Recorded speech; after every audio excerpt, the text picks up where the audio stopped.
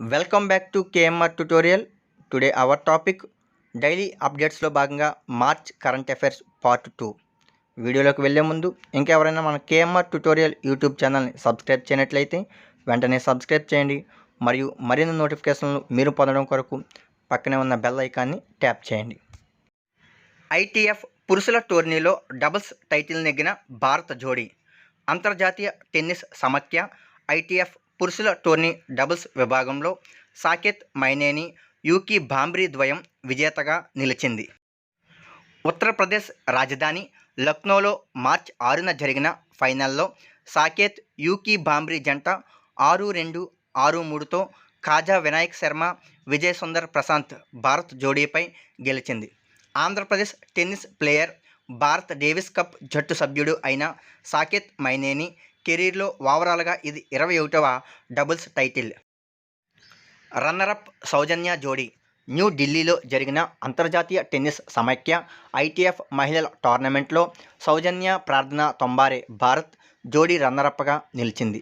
మార్చి 6న జరిగిన డబుల్స్ ఫైనల్లో సౌజన్య, ప్రార్థన ద్వయం 2-6, 3-6తో పియా లవ్రిచ్ స్లోవేనియా, అడ్రియన్ నాగి హంగేరీ జంట చేతిలో పరాజయం పాలైంది. ఉత్తరప్రదేశ్కి సంబంధించి స్టాక్ జీకే.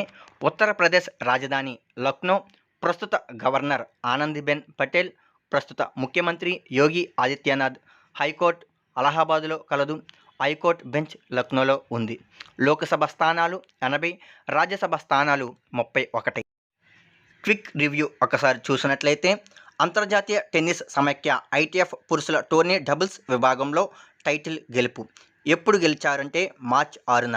ఎవరు అంటే సాకేత్ మైనేని, యూకీ భాంబ్రీ ద్వయం.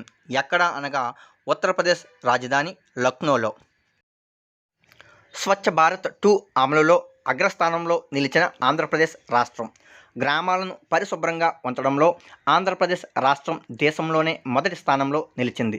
రోడ్లపై మురుగునీరు నిలబడకుండా, చెత్తా చెదారం లేకుండా చూడడం, గ్రామస్తులందరూ 100% మరుగుదొడ్లు వినియోగించడం వంటి 8 అంశాల ప్రాతిపదికన కేంద్ర ప్రభుత్వం దేశవ్యాప్తంగా ఓడిఎఫ్ ప్లస్ పేరుతో స్వచ్ఛ భారత్ 2 కార్యక్రమం చేపట్టింది. రెండో స్థానంలో హర్యానా. స్వచ్ఛ భారత్ 2 కార్యక్రమంలో భాగంగా ఇప్పటి వరకు దేశవ్యాప్తంగా 1060 గ్రామాలను పూర్తి పరిశుభ్ర పల్లెలను గుర్తించారు. అందులో 680 గ్రామాలు ఆంధ్రప్రదేశ్లోనే ఉన్నాయి. ఏపీ తర్వాత హర్యానా రెండవ స్థానంలో దక్కించుకుంది. హర్యానాలో 199 గ్రామాలను ఓడిఎఫ్ ప్లస్ ప్రమాణాలకు తగ్గట్లుగా తీర్చిదిద్దారు. హర్యానా తర్వాత ఛత్తీస్గఢ్లో 89 గ్రామాలను గుర్తించగా తెలంగాణలో 22 గ్రామాలను గుర్తించారు.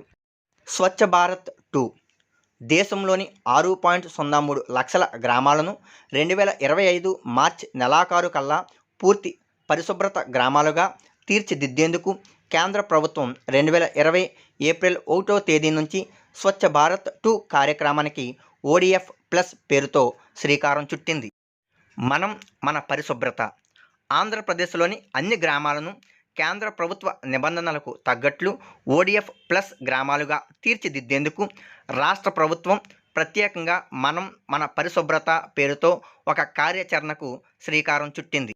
క్విక్ రివ్యూ ఒకసారి చూసినట్లయితే స్వచ్ఛ భారత్ 2 అమలులో అగ్రస్థానంలో నిలిచిన రాష్ట్రం ఆంధ్రప్రదేశ్. ఎప్పుడు అంటే మార్చి 6న. ఎవరు అంటే ఆంధ్రప్రదేశ్ రాష్ట్రము. ఎక్కడ అనగా దేశంలో. ఎందుకు అనగా అత్యధిక గ్రామాలను ఓడిఎఫ్ ప్లస్ ప్రమాణాలకు తగ్గట్లుగా తీర్చిదిద్దినందుకు. మార్స్ ఉపరితలంపై టెస్ట్ డ్రైవ్ చేసిన రోవర్. మార్స్ పరిశోధన నిమిత్తం national aeronautics and space administration NASA పంపిన పర్సేవరెన్స్ రోవర్ తాజాగా అంగారక ఉపరితలంపై టెస్ట్ డ్రైవ్ విజయవంతంగా పూర్తి చేసింది. అంగారకునిపై పరిశోధనలు ప్రారంభించే ముందు ఈ రోవర్ 6.5 మీటర్ల మేర ప్రయాణం చేసిందని మార్చి 6న నాసా తెలిపింది. ఇందుకు సుమారు 33 నిమిషాలు పట్టిందని పేర్కొంది. మార్స్పై పరిశోధనలో భాగంగా పర్సేవరెన్స్ రోవర్ 200 మీటర్ల దూరాలను కవర్ చేయాల్సి ఉంటుంది. 2021 ఫిబ్రవరి 18న ఈ రోవర్ మార్స్పై ల్యాండ్ అయింది. కుజుడిపై రాళ్ళు, మట్టిని పరిశోధించడం, సూక్ష్మజీవుల ఉనికిని అన్వేషించడం, మనిషి ల్యాండ్ అయ్యే అవకాశాలను పరిశీలించడం దీని విధులు. క్విక్ రివ్యూ ఒక్కసారి చూసినట్లయితే ఏమిటి అనగా పర్సేవరెన్స్ రోవర్ టెస్ట్ డ్రైవ్ విజయవంతం. ఎప్పుడు అనగా మార్చ్ 6. ఎవరు అనగా national aeronautics and space administration NASA. ఎక్కడ అనగా అంగారక గ్రహంపై. ఎందుకు అనగా అంగారక గ్రహంపై పరిశోధనలు చేసేందుకు. దేశంలో 7,500వ జన ఔషధి కేంద్రం ఎక్కడ ప్రారంభమైంది? దేశంలో 7,500వ జన ఔషధి కేంద్రం మేఘాలయ రాజధాని షిల్లాంగ్లో ఉన్న north eastern Indira Gandhi regional institute of health and medical సైన్స్లో ప్రారంభమైంది. ఈ కేంద్రాన్ని మార్చి 7న వర్చువల్ విధానంలో ప్రధానమంత్రి నరేంద్ర మోదీ ప్రారంభించి ప్రసంగించారు. పేదలు, మధ్యతరగతి వారికి జన ఔషధి కేంద్రాలు ఔషధాలను చవకగా అందిస్తున్నాయి. 75 రకాల ఆయుష్ ఔషధాలు జన ఔషధి కేంద్రాల్లో లభిస్తున్నాయి.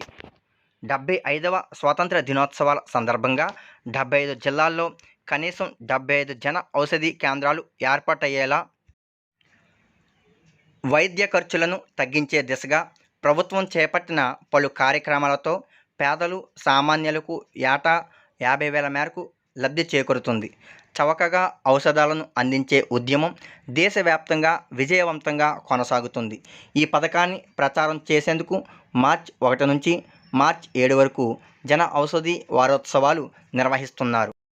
క్విక్ రివ్యూ ఏమిటి?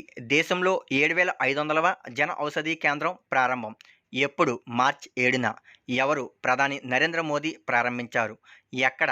North eastern Indira Gandhi regional institute of health and medical sciences, Shillong, మేఘాలయలో.